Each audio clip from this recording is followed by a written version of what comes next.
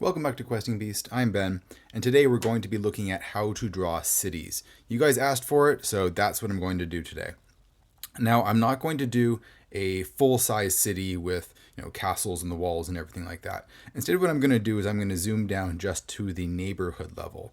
And what we're going to do is look at the way that medieval cities and buildings would interact with each other to create a structure that is recognizably a medieval city and also offers a lot of opportunities for adding details and adding adventures and all sorts of things that come with the grit of a medieval city. The trouble that I see a lot is a lot of medieval city drawings I see just has a scattering of individual buildings, all just sort of scattered around, isolated from each other. And that doesn't have the character of medieval city, and it is less, well, what's the best way to put this?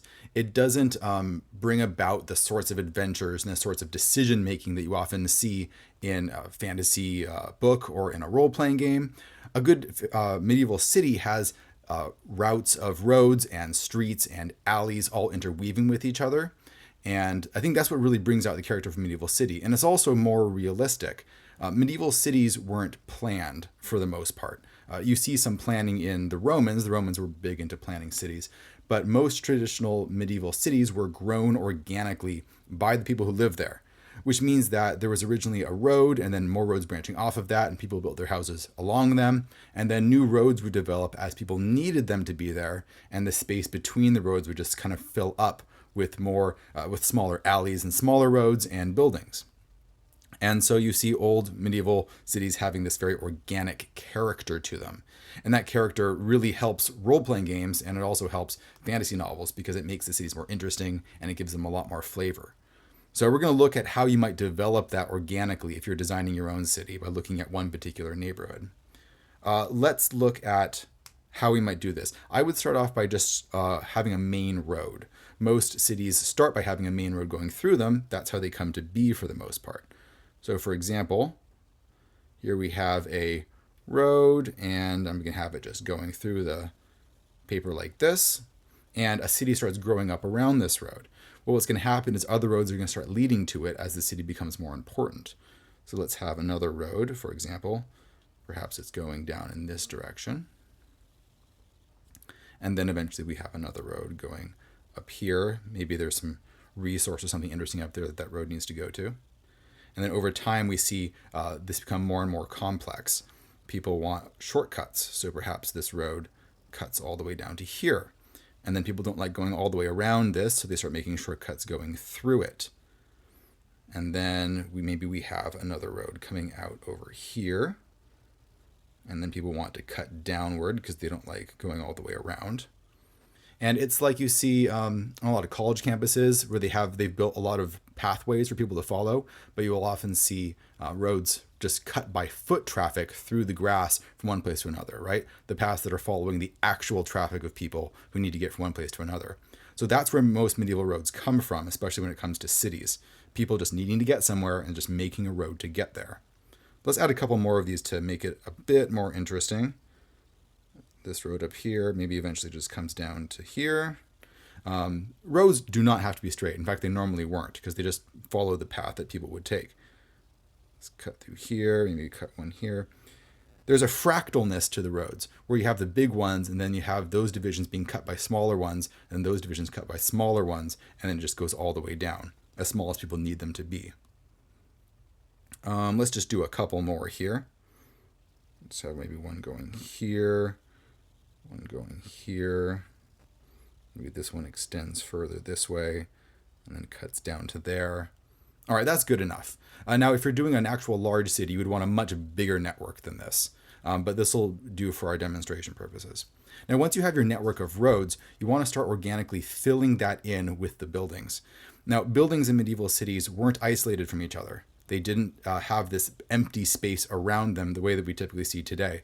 Instead, space was maximalized by having all of the buildings right up against each other. Buildings were mashed together to conserve as much space as possible. So they might look something like this. I'll give you an example. Now, the roads here are basically going to be the negative space between the buildings. I'm going to trace over this, and I don't know if you can see through this, but I can because of the light. And I'm going to fill in these empty spaces with all of the buildings, leaving the roads to be the negative space between them. Now, an important thing here that a lot of people neglect when making city maps is that roads, and especially plazas and squares and the areas that aren't buildings in a city, weren't just so people could get from one building to another at all. People lived and worked and played in these areas. So the spaces between buildings were like exterior rooms. And so that negative space, so to speak, needs to also be well formed. It needs to be positive space, just like the buildings are positive spaces. Everything is a room. Think of it that way, that is connected to all the other rooms. So you don't want the space between buildings or clumps of buildings to be awkward or weirdly shaped, because people would usually build buildings so that that didn't happen, because they didn't want it to happen. They wanted to actually be able to use all of the space around the buildings. So that's the big trick. But doing the roads first can help with that. So let's start up here, for example. I got this road kind of going around like this. So what I'm going to do is I'm going to start drawing this clump of buildings, just kind of filling it in. And here's an interesting thing you often see in medieval cities. You often see these little courtyards in the middle of these blocks of buildings. Because if the block of building was too big, then anyone living in the middle wouldn't be able to get sunlight or road access. So you have these courtyards that sort of cut in that allow for that to happen. I'm just going to fill in a lot of these. And where the roads used to be is just going to be negative space now. Adding courtyards when necessary to make sure that you don't have blocks that are too thick. Blocks or wings of these things that were more than 40 feet thick or so, you start running into problems because you wouldn't be able to get light to them. Let's continue the road here. So we got this road going up along here. And sometimes instead of having a courtyard, you might have a smaller alleyway cutting through. So I'll make these alleyways very narrow, like so. Okay. And we have an alley going this way. So I think it would be interesting if this little courtyard kind of continued off in this direction. So you can kind of go through on both sides there. Because that seems like something that people would do if they were designing this. That's one of the fascinating features about these old style cities, is that they tended to be designed by the people living in it. There wasn't an overarching architect who was, controlling everyone's destiny and telling everyone where they had to live. Instead, they tended to be designed by the people who lived there, which gave it a feel of a city that was well used. The roads were chaotic, and you see in a lot of European cities today, they're not great for driving because they're so confusing. But for people actually living in them, they were often really excellent because they were designed to be lived in. Let's add a couple more. Okay, so we can see some of these roads developing and seeing where the courtyards are. Let's do one in here. Now, this is the main road going through the town. So I want to definitely make this road larger. I'm going to have kind of a long row of houses going along here. And this was pretty typical, as you would often see the main roads just have a long row of houses or buildings just lined up right up against the street. There wasn't backyards or gardens or things like that so much. Space was maximized as much as possible. People would build their houses right up against the roads. Okay, that's good. Now this is kind of the center of town here, so I'm going to accentuate this area because we have a lot of main roads going through here. I'm really going to make that like a big plaza. So I'm going to sort of cut out an area right here because I feel like people would probably want to form groups there. Okay. And I'm almost going to cut this area in half with another plaza type area. So it's almost two areas here. That area is quite large, and I don't like it just being a big blob. All right, we're going to continue down this direction. This row of houses is just going to continue down here. Maybe this is sort of the end of the city in this direction, so I don't have a lot of complexity over here. Okay, let's finish it off like that. And then let's have this continues over here. And we're going to have a little area kind of cut out like this, just because I think it looks interesting. I'm keeping this road fairly wide, going down here like this. And then I'm going to have like a little building kind of out on its own here, just because I like the look of that. Okay, let's fill in a couple of the areas over here. Remember, don't be afraid to add in little alleys and so on. Now, in terms of scale, you want a range of scales, both in terms of the roads and plazas, right, that negative space, so to speak, and the positive space of the buildings. So you want to have small, medium, and large areas. You want to have it mostly small, and then medium is slightly less common, and large is much more uncommon. That will, again, give it a very organic, natural-looking feel. Let's continue this road down here. Use this way. And I'm just going to have the road kind of jog over a little bit because I think it looks a little more interesting.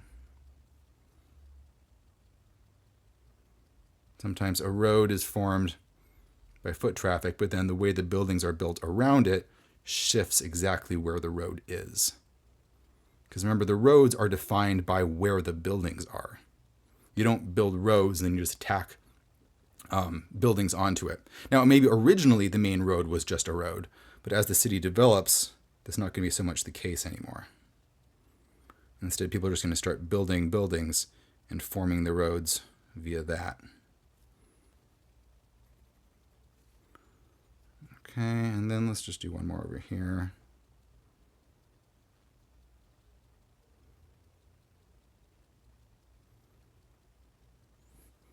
Okay, so you have something like this. Now you can, of course, extend this in more directions if you wanted a more complex city.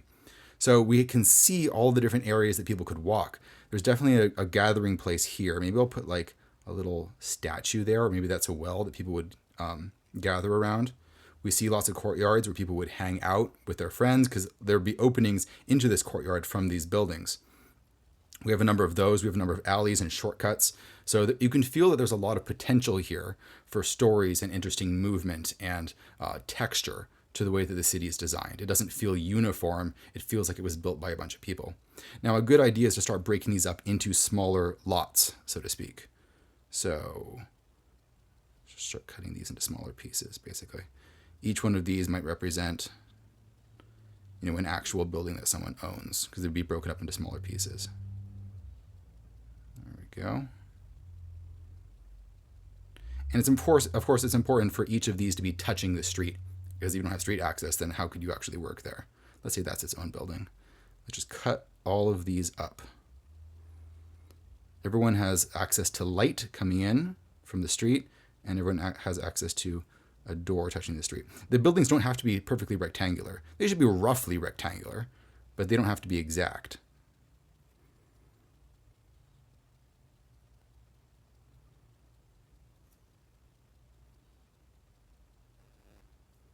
Something like that. And I'll have these be more like row houses. So I'll have a little bit of variation in there, but they're mostly fairly uniform. People are just building their houses right along this road here. Seems like good real estate, though of course it would be quite noisy. There'd be downsides to it too. Let's cut this out. That's a large block there. Should I make that a really large building? Let's see, what's a good way to cut that up? Let's say there's two buildings there like that. One's kind of an L shape. Because, I don't know, they took over that area.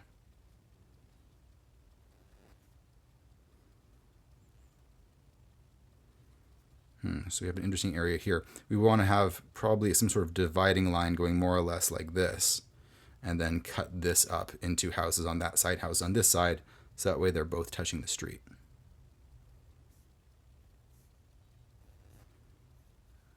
Okay, well, let's cut this up a little bit more. I'm not sure if I like the texture of that. Okay. So as you can see, a lot of this is just going by feel. It's going by what seems like the right size. You don't want everything to be the right size. I have small buildings and big buildings. I'm trying to keep some variation in there. And I'm trying to keep also variety in the shapes of each of those divisions. And if you're doing this in pencil, of course, you could just take it back if you didn't like it later.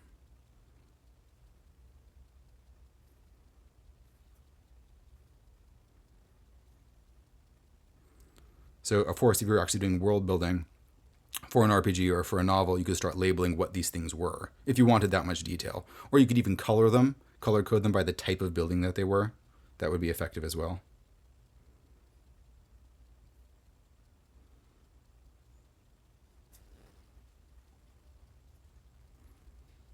Let's have a large building over here. Something like that. And then maybe 2 large buildings over here. Let's cut that one off there. Okay, that looks good. That's good enough for our purposes. And that's basically my trick.